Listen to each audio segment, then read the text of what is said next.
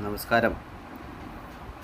തിരുനാവായ നാവാമുകുന്ദ ക്ഷേത്രത്തിൽ ജനുവരി മാസം 18 മുതൽ ഫെബ്രുവരി മാസം 3-ാം തീയതി വരെ നടക്കുന്ന മഹാമാഘ മഹോത്സവത്തിൻ്റെ ഒരുക്കങ്ങളാണ് ഇപ്പോൾ നടന്നുകൊണ്ടിരിക്കുന്നത്.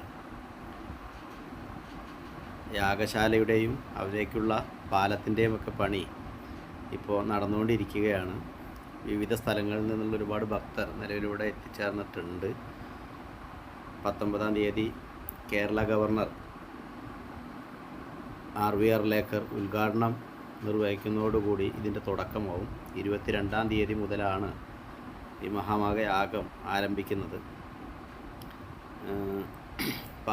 ശിവഭഗവാന്റെ അനുഗ്രഹത്താൽ പാവങ്ങളൊക്കെ കഴുകിക്കളഞ്ഞ് പുണ്യം നേടാനും പുണ്യനദികളുടെ സാന്നിധ്യം അനുഭവിക്കാനുമാണ് ഭക്തർ ഈ മഹാമാഘ മഹോത്സവത്തിലൊക്കെ പങ്കെടുക്കുന്നത്.